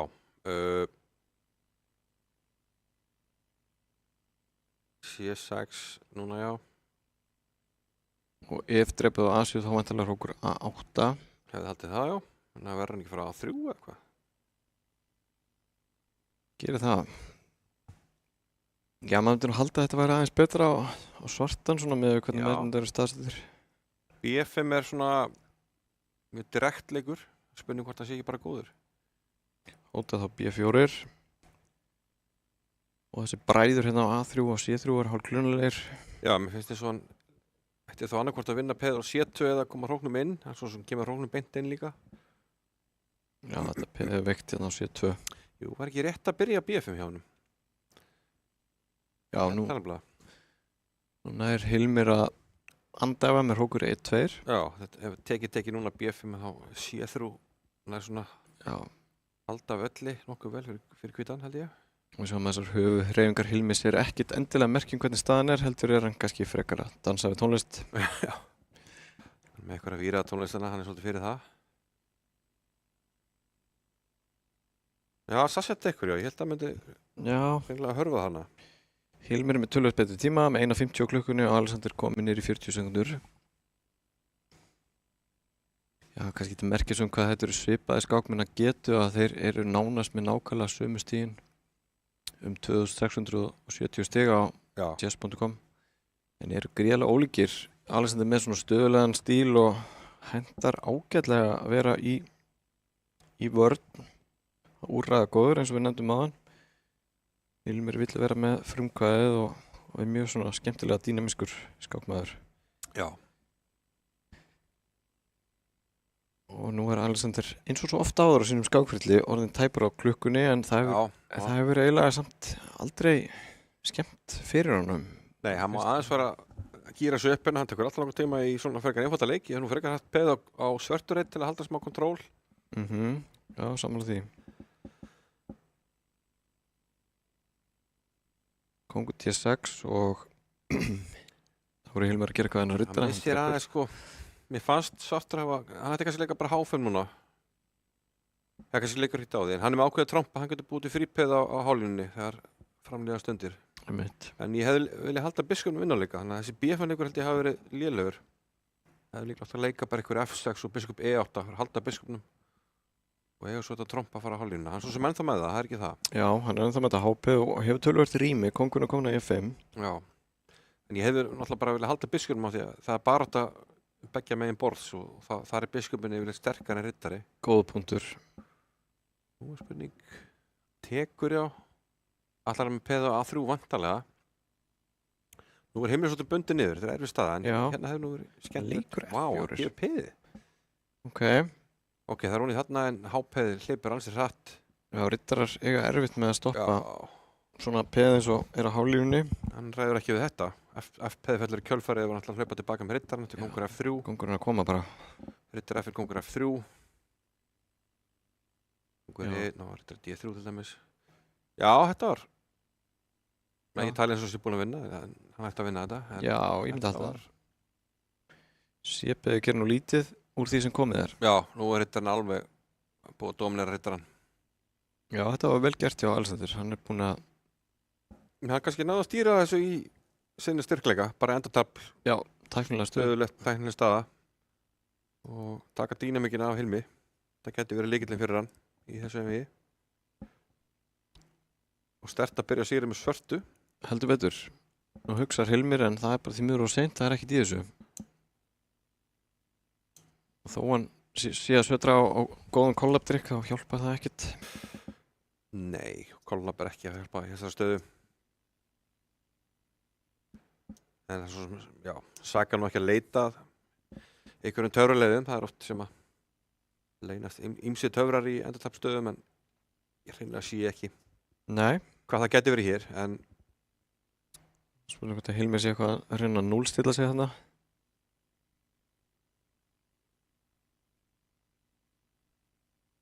Og það er rauður á klukkunni. það gefur þetta Já. Jæja, við sáum ekkert í þessu, hann ekki heldur, þannig að Sasha tekur forastöðuna 1-0 fyrir Alexander Dómatsuk Jónasson. Og þá Stýrir nú hvítumennunum. Og þeir, já, Katalan, það er Benoni Katalan, CR5. Já. Og þá nuttar Alexander Já, augun. þar hvíturinn bara að velja sko hvort hann einmitt leikur D5 eða heldur peðan á D4 leikur þetta F3 eitthvað slíkt og Já. slær þar. Einmitt. Já, hrókur í 8. Einhverjar hafa nú sagt að þessi útgáfa sé kannski hagstæðust fyrir svartan í Benoni þegar hvíturinn með biskupinn og G2 ertu sammála því? Ég sammála því. Mér hef alltaf þótt svona, þegar ég teldi Benoni þá fannst mér alltaf þægilegt að ég reyna að fá þetta að bregða mig, að þetta er ekkert sérstaklega ógnandi. Ég til dæmis var undirbúið þetta fyrir eina skáknuna á Íslandsmóti skákfélag þó það ekki komið upp. Með skemmtilegri hugmynd frá Jóni Viktori Gunnarsinni. Já. Sjátt á hann með margar skemmtilegar hugmyndir á YouTube-brásinni. Benti mér á eina sem ég ætlaði að nota. Já. Já, það er svona minna augljóst frumkvæði fyrir hvítan í þessu heldur en mörgum öðrum afbrigðum. Hvítur eru ekki með þennan peðamassa á miðborðinu. Já, þetta er svona... Það hefur svona smá tíma til þess að fara í einhver aðgerði sjálfur. Þetta er svona meira slow burn og... Já, hvítur er... og lítið að keyra yfir manni eins og í mörgum afbrigðum Benoni þar sem að svartur þarf að passa bara... fá ekki bara F4, E5 bara beint í andlitið. Áhugaður leikur hann eitthvað Hilmi G5. Getur útskipt aðeins fyrir okkur hvað hann er að hugsa með þessu leik? Hann er fyrst og fremst að reyna að tryggja hennar riddar hann á E5. Halda einhverjum reytur hennar riddara. Og líka hugsa þá ef hvítur leikur F4 sjálfur að þá drepar hann og þá er peðið F4 veikara heldur en ella ef þessi uppskipt hefði ekki átt sér stað. Og riddarinn ætti ef til þá einhvern reyt hérna á Já, getur G6 og hinn H5 eitthvað slíkt og reynda svona eiga við svörturreitina. Það móti kemur að svartur náttúrulega veikja sína kongstöðu líka og þennan F5 reit. Geta alveg kosta síðan meir. Sasha leikur hann reytar að finna 3. Þannig getur regla svona varandi peðin að þau geta aldrei bakkað þannig að svartur mun ekki geta valdað þennan F5 reit með peði eins og hann var að gera áðan. Þetta er örugglega ágt snálkun hérna hjá Sasha eða hvað. Nú tekur hann vantanlega á einar 5. Gæti síðan loka kongsvagnum með að leika H4 eða... Já, gerir hann það ekki bara? Reit fyrir biskupinn F4. Hann drepur þetta, já. Ok, þetta kemur undan aðeins óvart því að nú svona fá svörtu mennir þægilega reyti. Já, fá smá rými. Hlýtur að taka þetta með riddara. Tökum biskup, ok. Jújú, það kemur svo svolítið greina líka. Það er ekki það. Tilur hann að riddara standa vel að gunna 4. Riddara eina 4. Já. Býr til möguleika kannski að koma manni á G5 reyti með tempói. Já. Og spurning hvað Hilmir ætlar sér. Það er svona hefðbundarlegin í Benoni. Ég er að sækja á drottningavagnum með B5 framlás en hann hefur ekki ennþá gert það og er kannski ekkert endilega líklega til þess alveg strax. Leikur biskup F5. Finnst nú ekki sóknaraðgerð hjá svörtum líklega til að bera árangur hérna en hver veit. Biskup gunna 5. En nú er spurning eftir F6. Biskup H4. Er þá ekki eitthvað onni? Tekið F4 og... Já, það er áhugavert. Og biskup eitthvað? Getur drepið á E4, biskup drepur og... Það þá skjóta inn í biskup F5. Hvað slíkt? Ef til vill, já. Já, hann getur líka... Já, og þó. Biskup D4, biskup D4 leikur en þá kannski má ég leika bara E3. En þá kemur hrókudreipur 4, Já, tekið á D4 hrókudreipur og svartu vinnu peð. virka gott á svart. Nú, ok, drottning E7. En öfugt við skákinn á hann, þá er þetta þróa svona í stöðu sem á að henda Hilmi betur. Einmitt, það eru fleiri mennin á borðinu og fleiri taktíski möguleikar í gangi. Með taktíska möguleika sókn og aðeins betri tíma sem kannski kemur ekki ávart. En enn og aftur, við vitum að Sasha kann og getur varist. Heldur betur og það verið svolítið þungt í árunum núna en metur stöðuna. Já. Þetta er svona vanteld staða. Já, það er ekkert auðvitað að leika. Hann leikur undan D2. Og nú er spurningin, já, hvað eftir til með biskup D4 núna er 3. Biskup D4 tekið. Já, við sjáum alltaf þessi riddari. Já. Skotlínunni. Er ekki biskup D4 bara fyllleikur? Það sýnist mér. Verðist mjög óþægilegur.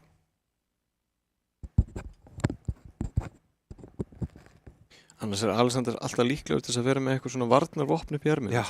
Maður átti þess ekki á. Hann hefur margoft svona hent einhverju leikjum í eitthvað sem við áttum ekki á hann á. Kóngur H8, já. Kannski ætla hann að svara biskup D4 með drottning F4 og þá alltaf að tekur E4 og hann ekki G4 skák, eitthvað slíkt. Þess vegna leikur hann kóngur H8 þannig að já, kemur yfir fyrir. Ekki ónýja G5 með skák, getur verið einn hugmyndin.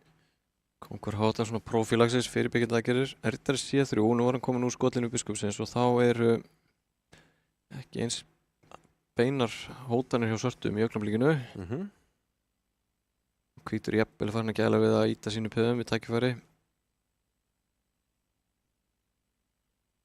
Hilmir virðist enga síður nokkuð sáttur við gangmála. Já. Hann er með einhverja svona aðgerðir á kóngsvögnum.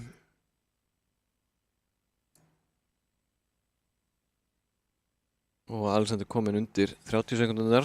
Já. Ekki fyrsta sinn. Þetta er fyrir hann að leika. Ok, hann fyrir að stað með peðin. Riddari E2, já. Nú valdur hann D4, þannig að kannski er hann að gæla við bara hreinlega einhverju stöðum að leika bara F4 eða F3. Já. Það fara að líta vel út. F4 endar lítur hættilega út. Tapar hann að peði og virðist alveg halda kontról á stöðunni þrátt fyrir þessi riddar á G4 sé sterkur. Spurning hvort að Hilmir þurfa að fara eitthvað með eitthvað príl á kóngsvagnum. Það er eitthvað svona leppun hana, en stöðar ekki til, sko. Nei, hvítur virðist að hafa góð tök á þessu með. Þetta er svona óvinnlegt, þessi biskup á H4, ef hann þarf að leika F4 þá heldur hann samt stöðunni nokkuð vel saman. Virðist vera að gera þetta leikur biskup D4, já. Hvernig ætlar hann að losa haldið sem hvítur hefur? Segjum bara leikinu bara rók C1 til þess, já. Eðlilegu leikur, rókurinn er á leiðin inn á C7. Ég er að sjá hérna enn einu sinni skemmtilega varnartilburði hjá Sasha. Biskup F3, hóta bara að drepa G4 og svo F6. Já, þetta er ótrúlega veikt hérna og nú er A4 kannski leikur, já. Og, já, ok. B4, B5. Biskup C8. Nú myndi hann vantilega vilja að reyna að gæla við að fara tvöfalda. Rókur C6, hann leikur Rókur C3 sem svona hefur auga með G3, þetta er okkur prófélagsisleikur. Upp á að geta valdað þarna ef á þarf að halda. Þarna kom til greina að drepa C8 og svo F6. Algjörlega. En á móti getur verið ónýja á F2, þannig hann býður bara spakkur sem er líklegast skynsalegt. Rókur C6 núna. Biskup F5, þetta er svona mjög... Já, nú er hann eitthvað að reyna að hrista upp í þessu. Já.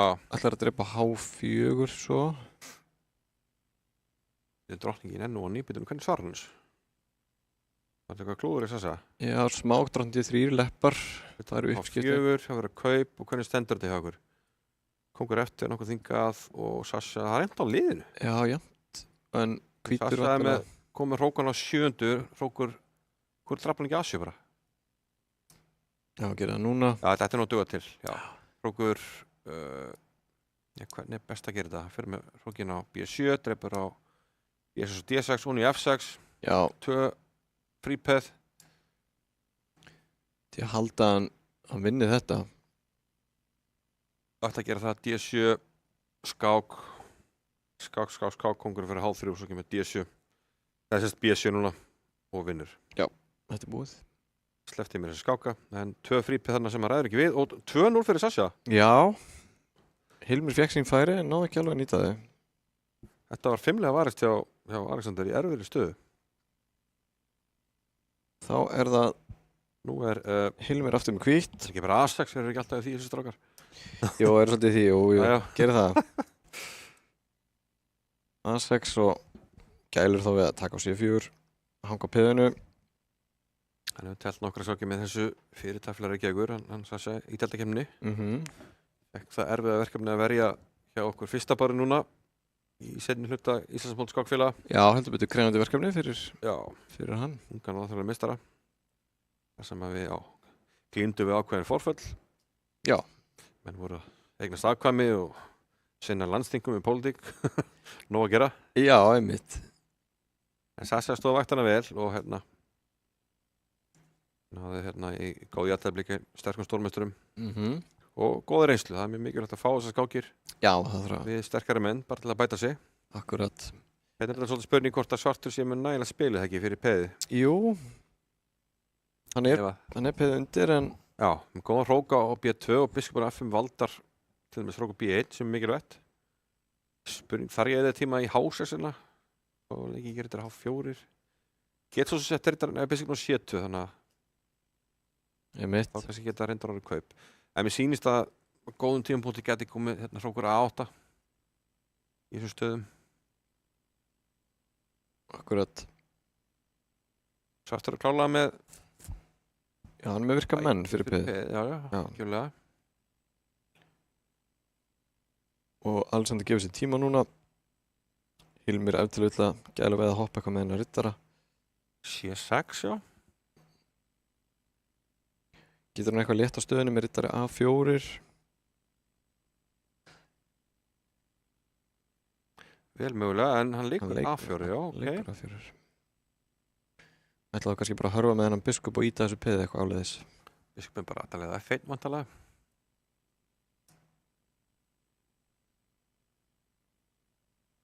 Já, er þetta ekki farið að líta ágætlega út fyrir Jú, mér hvíta núna? hérna eins og hann hafa náð að leysa svona vandamánu stöðunni og getur hort bjartu fram á veginn bara peðið yfir og þykist vera með eitthvað statement þarna með því að halla sig bara aftur í stólnum. Já, já. Það er ekki alveg sterkt statement í skák á netinu eins og yfir borðinu.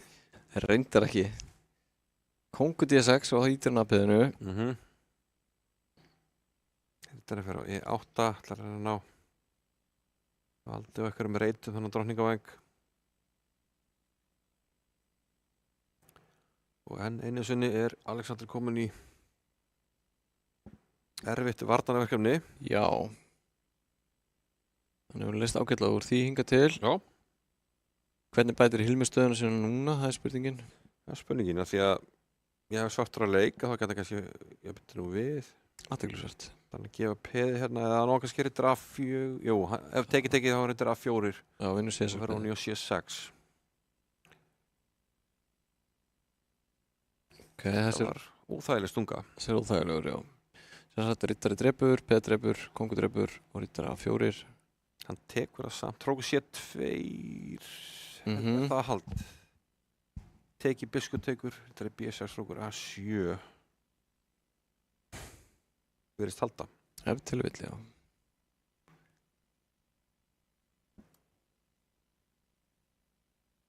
Aha. Kannski var Hilmir að fljóta á sig þarna að reikna eitthvað tveggja leikja taktík en E4. yfir annað peð. Ok. En nú getur Svartur kannski bara já þó. Já, ef hann dref með biskup, þá ætlar hann að drefa með rittara og vinna síðan C6-peðið og ef hann tekur með peðið, þá ætlar hann kannski að fara í þetta sem vorum að Þá getur hann líka þetta A4 því við eigum ekki að hrókur C2. En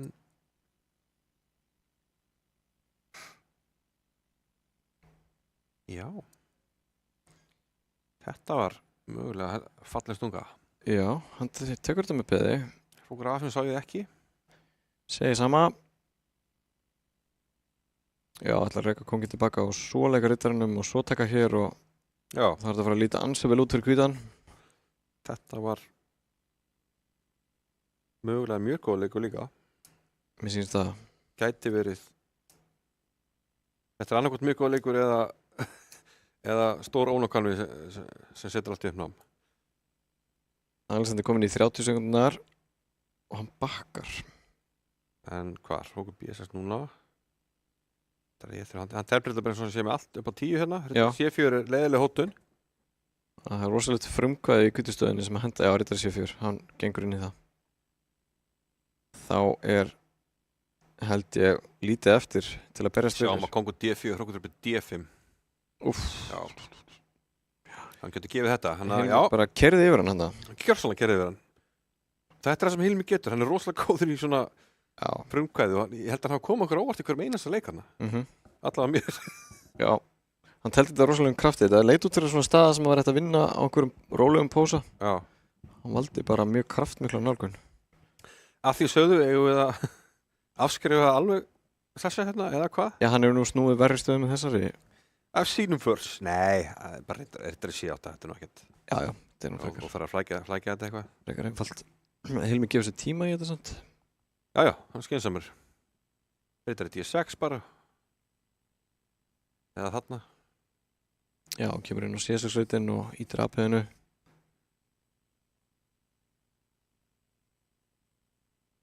Já, Hilmi grænlega svolítið brendur af fyrir reynslu sinni af Alexander og vandar sér núna. Já. Ekki galin hugmynd. Það því ef hann hleypar hann í leika D4, D3 og allt í einu missir aðpeð eitthvað slíkt þá hver veit. Ok, peð er onni en er ekki bara hrókur aðeins. Þessi leikur. Jafnvel og nei. Jafnvel Asju. Jafnvel Asju, það er rétt. Já, Asju var kannski leikurinn. En Asju er núna. Er biskup D7 þá hrókur C7. Er biskup A6 þá okkur leikur ekki hrókur A1. Já. Það var kannski ögn ákomur af hans mér. En nú getur hann skáka á C5 og tekið D4, en þá samt svona þarf hann að hafa fyrir vinningunum ennþá. Já, Rittari C7 líka. Jú, Rittari C7 er bara vinningunum. Svo er þetta líka nánast. Svo getur það verið mát. Mát, já. Tripp á D4 með skák, já, þetta er bara búið. Hann gefur þetta. Svo biskup G4 okkur H5 mát, tveimur. Já, mát í einn með H3-peðir reyndar. Já. Ok. Staðan 2-1, Alexander Domalchuk í vil þegar við förum í örstuttar auglýsingar og komum aftur eftir örskama stund, ekki fara langt kæra áhorfendur. Við tengjumst gegnum óteljandi þræði og bylgjur, í gegnum samtöl, augnablik og upplifanir. Þú ert í betra sambandi hjá Símanum. Hvernig sem framtíðin verður, þá verður þú tilbúinn. Ljósleiðarinn gerir allt mögulegt mögulegt. Rafíþróttir í sjónvarpi Símans. This is what we've trained for, people. Fylgstu með öllum viðburðum í beinni útsendingu.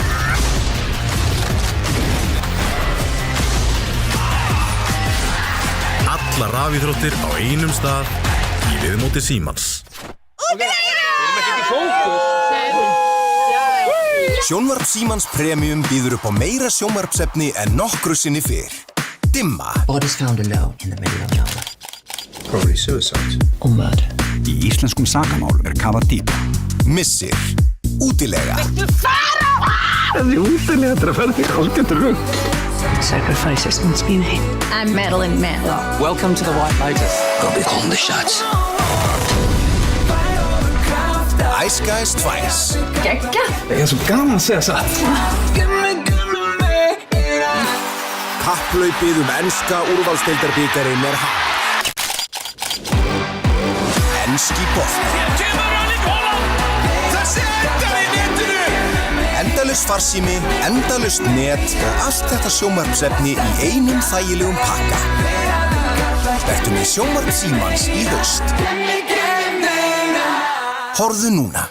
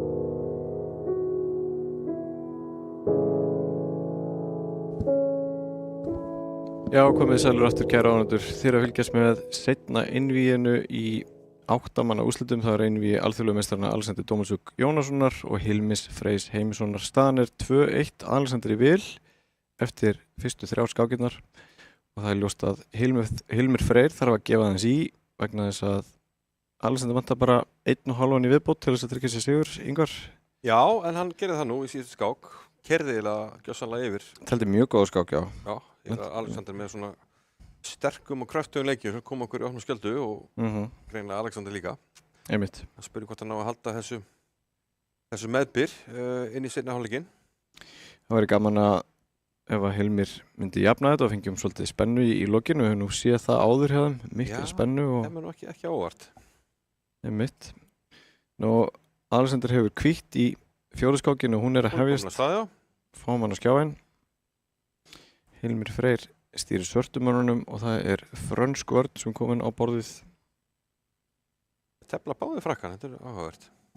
Var það frakki á hann hjá hann? Jú, Biskup D3 afrið alveg. Einmitt. Hann leikur hérna B6 og hugmyndir er þá, yfirleitt bara leika hreinlega Biskup A6, skiptir bara hvítarættu biskupum. Dróningi E2 er einlega til að stoppa það, A5 er leið til að endurvekja það og hann kemur hann. Hérna geti hvítur reynda. Ég ná einhvers konar yfir að það með B5 en það er nú svona yfirleitt tímabundið. Já. Leika kannski A4 en kannski geti bara hjálpa svörtum. Svartur er venjulega nokkuð sáttur með að ná uppskiptum á þessum hvítarættabiskupum svona við hvernig peðastaðan er. Við sjáum að peð svarts er öll á svona aðalpeð svarts og öll á hvítarættum og peðakið hvíts á svartunrættum. Þetta báðu séu svona þokkalega sáttur við gangmála. Sjáum að Hilmir hefur hingrað með að hrókara. Alexander gæti ef til vill farið í einhverjar aðgerðir með tilfærslu á mönnunum yfir á Kóngsvanginn. Yfir á Kóngsvanginn. Já. Og Hilmir aftur á móti reynt að skapa sér eitthvað spil á drottningvagnum. Ef til vill eftir síðalínunni einhvern tímann. Svo er ein hugmynd hjá hann líka bara að reyna að opna tabli með því að leika hróka leika F6. Hróka leika F6, einmitt. Það geti verið góður undirbúningsleikur að setja riddarinn á C7 til að valda þetta E6-peð. Skarplega aðtöðað. Og B3, já. Það svo með F6, hann leikur dróning C8. Það var ekki fyrir hann þar. Valda riddarann og Þetta er að reyna á kaupum og drottningu líka, leika riddarinn C7 dróning A6, er það eitthvað? Já, ef til vill, en C4, já. Kraftmikill leikur. Hilmir ekki alveg tilbúin að mæta því ef að staðan opnast, en kannski þarf að ef vill halda peðastöðun eins og hún er, hafa riddarann á C7-rétnum, ef til vill. Já, hérna kemur klárlega til greina leikar riddarinn C7, hann velur riddarinn B4 sem er aðeins aggressívera leikur og geti þá kannski svara A3 með riddarinn C2 mögulega. Biskup B2.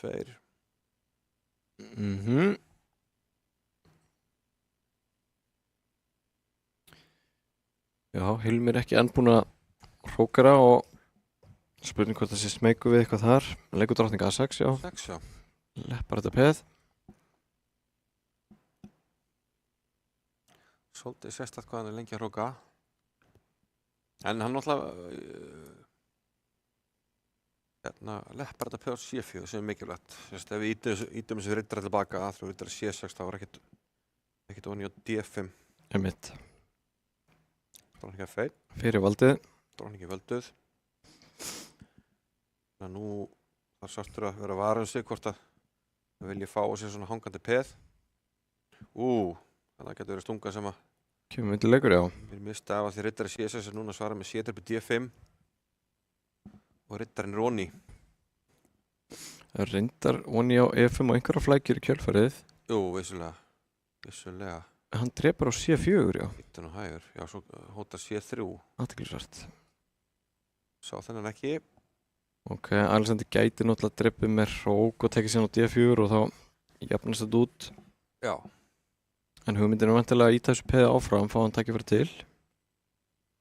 Er ekki einfaldast, já, best bara að taka með hrók og C4 og svara riddari D5, riddari D4 og kannski hoppin á C6, eitthvað slíkt. Já. Hrókur geti þá í einhverju tilvíku líka hoppað eftir fjórðreitarið yfir Kóngsvanginn. Svo vilja hróka lifta. Já.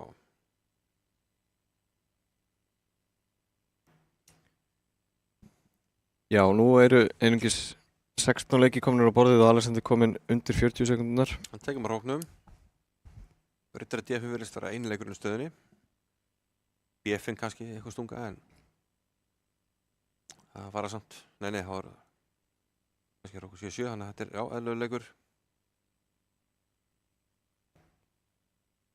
Já, Rittari D5. Rittari D4, náttúrulega Rittari E5, já. Það er hún í E5.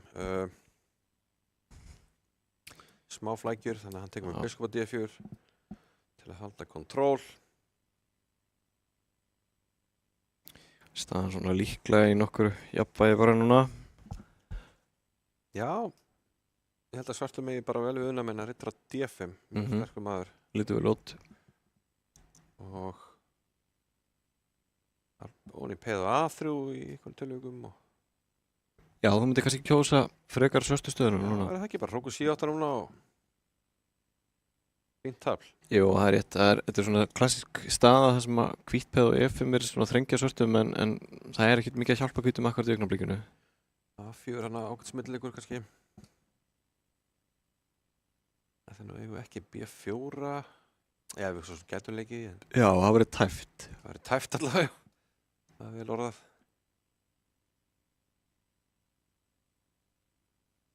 Og allt ekki svart, ef það er eitthvað svona kaup þarna á B5 og við skiptum upp á A og BP þá held ég að svartur sé ennþá með þess betra því hann með betri biskup og góður rittari á D5. Já, sterkur biskup og sterkur rittari eins og Inga bendir á og Hilmi gefur sér tíma í að leika bara H6. Þetta er smá press á Alexander, hann er aftur orðinn tæpur á klukkunni. Já,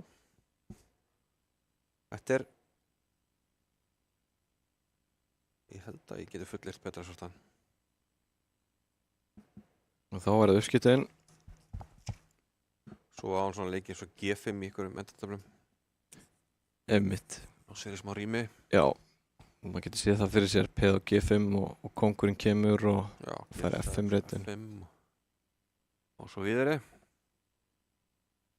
En það er smá mótspil núna kannski að ná pressa á þetta A5 peð en það er svona virkar nú ekki að hættur eftir þetta kannski sníðuleikur einhver leiti eða hvað, biskupið 4.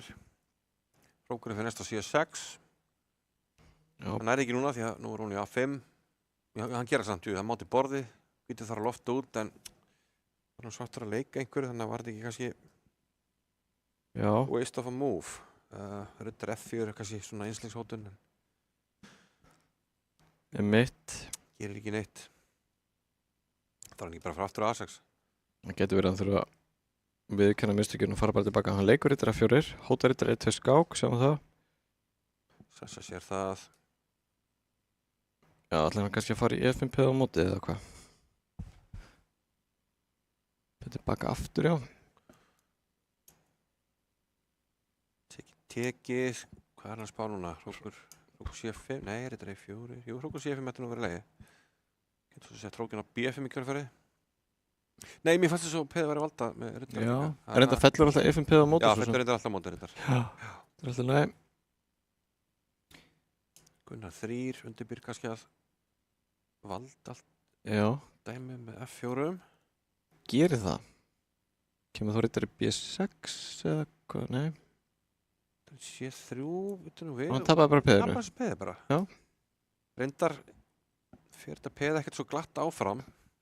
Reyndar ekki. En Hilmi fann ekki alveg taktíkina til þess að leysa þetta. Nei, en hvítur er búinn að leysa ýmis vandamál og er svartur sem þarf að finna svona aktivt mótspil. Þarna kom fannst mér þetta greinilega leika kannski í G5. Hann velur að gera þetta svona. Nú eru svartur riddararnir undan hættulegur og hrókurinn kemur kannski inn á A2 með einhverju sprelli. Þetta er verið óþægilegt. Það eru gaflar út um allt. Á C3 en riddarinn að valda hrókinn. Kannski er hann að sleppa, riddari B4, já. Þetta er mjög erfið stað þess að vera tæpar á tíma. Það heldur betur. Það er D3 og vofa yfir svona einhverju riddaragaflar hér og þar. Skákar, kannski F5 í ykkur stöðu. Alexander er alveg að falla á tíma. Og hvert sleppur kóngurinn? Lendir hann í F5. peðskafli. Þetta var klaufalegt hjá hann, virkilega klaufalegt. Hann gæti bara líka F5 sjálfur að náðan og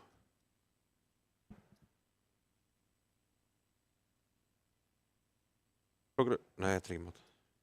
G4 hóttamáti. Hrókur F7 F5 mót. Hrókur H5 var líka lúmskur.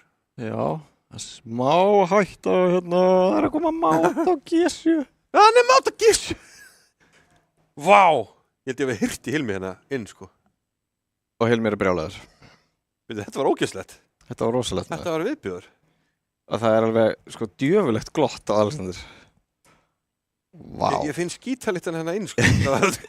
Þetta, Já, Alexander snýri þessu heldur betur við það. Þvílíkt, já. Þvílíkt gæði í úrræðum. Það var svo auðvelt að lúffa hann að bara gefast upp. Já, En hann hélt sínu. Hélt sínu striki. Og bara náði í þetta. Þetta mátnet. Það voru komið svipaðstöðu áðan nema Þið skiptum á drottningum, hann leik Hrókur AB8 og tekið á A6, nú gefur hann ekki AP-ið. Já. En koma tvípennuna. Ef til að kannski aðeins nákvæmur útgáfa fyrir svartan með áðan. Já, við verðist vera mun betur útgáfa fyrir svartan heldur en áðan. En nú er Hilmi komið með bakið upp í vegg eftir að hafa verið með unnið taflarna áðan. Hann verður að vinna núna 2 röð, í það minnsta. Hún tefla þessa skák lengst það bara mjög vel, snýðismenni. Já. Kannski leiðilegt hvernig þetta fór. Já, maður skilur vel aðeins í svektur eftir þessi endalokk. Það verður erfitt að koma tilbaka og Sasha næði nú bara jafntefli í hérna annar af þeim 2 skákum sem eftir eru. Já. Þannig að Hilmir, hann má ekki hann má ekki með sinna jafntefli núna nánast 3 skákir eru ef hann kemst í bráðabanna. Það er eina skákin þar sem hann mætti í raun gera jafntefli, en hann verður að vinna næstu 2. Starfræðdæmið er ekki flókið. Biskup D1 virðist vera klókuleikur, Hrókurinn hálf klunalegur hérna á C2 skyndilega. Það er svona sérstakar reyti. Þar líklegast var aftur á C6. Sýnist það. Sýnist það og Það sé ekkert súpersáttur. Hann er ekki kampakátur. Hvað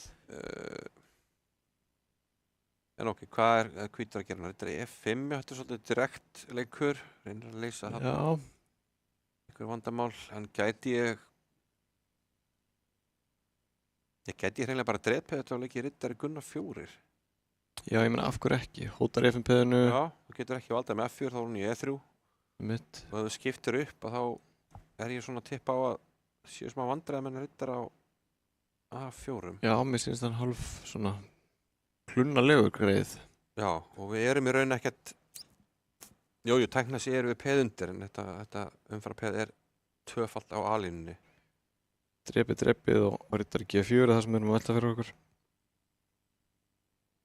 Og ef biskup drepur og biskup drepur, þá er riddarinn rangstæður á A4. Já. Kannski er þetta að hanga því með kongur D2, en það er mjög tæft. Nei, það gengur ekki. Hrókur C4 og Hann fyrir hínum meginn, akkur Já. Þú fór hann ekki Gunnar 4. Það fyrir baka til. Já, það fyrir baka til. Ok. En á hann þá hvað biskup C2 eða Nei, þá kemur hrókur C1. Nei. Riddari C5. Já, gata eftirlutilegið biskup C2. Sem að býður þá kannski upp á hann getur nú Petur bakar núna strax með að taka A4 og leika hrókur C3. Já. Það ætti nú alveg að vera fínu lagi af því að getur tekið á A3 og það getur komið biskup B3 reyndar. Hilmir vill vinna peð á C7 á móti. Hvað með hrókur breið, hrókur C7, biskup E4 eitthvað slíkt, jafnvel að skjóta inn í. Geti jafnvel skjóta inn í hrókur B2 því ég valdi að sé þetta. Virkja svörtur hrókana á annarri riddarinni. Já. Lítum mjög út. Ég held hrókur breið þrjú frekar að því að hrókur breið A3, biskup B3, loka hrókina aðeins. Já. Á geiminu. Það er svolítið klunalegt að vera passífur á A3. Og það var Alexander rauður, ekki í fyrsta sinn. Og 2.58 í Hilmi. Já, Hann ger sannlega úða leikarum. Hann drepur á þrjú. Þetta kom mér virkilega óvart, biskupinu 4. En byrju, er ekki hrókurinn bara Hann ætlar strand? að leika A5, A4, en það leppur á alveginu líka. En hann er að hugsa, hann verður að leika hrókur A7 strax þá. Ok, valda mátt í borðinu. Já, ok. Hérna kemur nú bara samt í greina að skáka, skipta upp, leika hrókur A8. Það sér þetta D4 í einhverjum stöðum. Já. Kannski er best að vera bara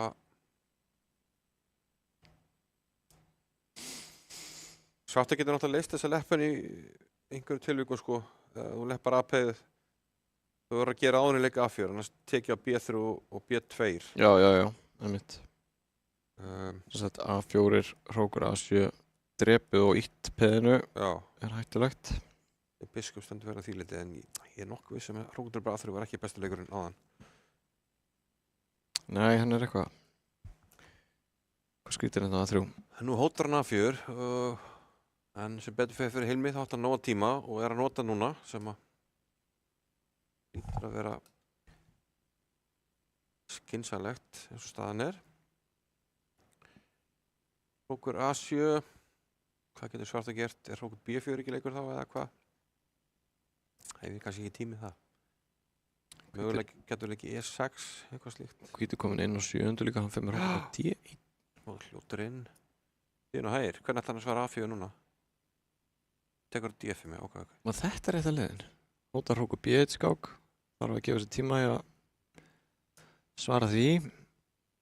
Já. Býtum, var það ekki bara episk klúður? Já, ég myndi halda það. Mér finnst þess að hvítur sé nú ekki alveg við stjórntúlin lengur. Nei, leið og ég kennst með hinrókina B2, hvernig hvítur að verjast. Þar hann leika, ok, hvernig, nei, hann hefur ekki eins og tíma í, sko, ef það var ekki að máti borðið, þá getur líka E6 hrókur G5 eitthvað slíkt, það er að valda G2. Já. En við verðum að gefa okkur tíma í að valda máti borðinu. Það er bein hótun í stöðuna að skáka B1. Hann getur bæði loftað út eða bakka með annar hrókinu, þá kemst náttúrulega hrókurinn inn á arrætaröðinu og þá er... Ég sé ekki hvernig hann... Já. Ætlar að eiga við það? Gangandi þráskák hið minnsta. Já, sem er akkurat þráskákin sem að Sasha vantar til að vinna tími í. Heldur betur, hann er 3-1 yfir. Ok. Hrókur D til C5, hann getur náttúrulega bara farið niður á arrætaröð og farið síðan að geta peð. Hrókur bara H2 hefði nú legið. Já, ok, hann býtur nú þegar nútökur að H2 bara, okkur tók hann ekki H2? Já, ég veist það bara að vera mát, hreinlega. Drepa bara hér og máta. Hann hóta, var það ekki bara mát? Er ég eitthvað að missa vitið? Nú er mát báðum megin. Hann gæti gert þetta bráðan. Okkur tala, já, heitir bara jættefli svo sem hann gæti ekki gert það reyna að vera, sko. Var ekki kongur bara skjólun á A3 og geimið að búið? Að hlaupa hingað? Já. Já, fyrir hinn megin? Já, þess það heldur, hún nægir jættefli. Já, þetta er bara búið. Já, hann fer... Strás allt í sárum bara með því að... Með að bjóða hann þráskákina? Já. Já. Hilmir á ekkert betra en þráskák. Hann getur ekki stoppað mátt hótanir á A og H1. Nei. Já, hann á ekki einu svona þráskák. Hann getur fara alltaf með kongin. Hlaupi núna, sko. Já, já. En úr því sem komið gefur hann líklega tækifæri á þráskáka. Já. Já. Og þar með því lokið. Tekur bara jættefli. Og finnur þá 3,5, 1,5. 3,5, 1,5 eru lokatölur í þessu MV. Og Alexander kemst þá áfram þar sem hann mætir stórmestarnum Vigni Vatnar Stefánsinni. Já. Já. Við fáum vængina svona skemmtilega aldurskipta. Yngri menninni Sasha og Vigni mætast öðru meginn og Hannes og Helgi Ólafsson hinum meginn. Já, einmitt. Við fáum svona kynnsluða uppgjör í úrslitunum. Einmitt. Það verður gaman að fylgjast með því. Við verðum hérna aftur á dagskránni í næstu viku. Já, er ekki reiknað rétt að það sé 23. Jó, gott ef ekki. Ég held sérlega hárið til þér. 23. mars, þá verða undanúrslit. Tvö kvöldi undanúrslit og svo er úrslitin snemmi í apríl, ef maður rétt 7. apríl. Einmitt. Og já, þetta verður skemmtilegt spennandi. Sterkir keppandi komnir áfram. Heldur betur. Og við Ingvar, þökkum kærlega fyrir okkur í kvöld. Þetta búið að vera skemmtilegt hjá okkur og vonandi verðið með okkur aftur næsta sunnudag þar sem við höldum áfram í þessari bráðskemmtilegu keppni. Takk fyrir í kvöld og verið sæl. Sæl.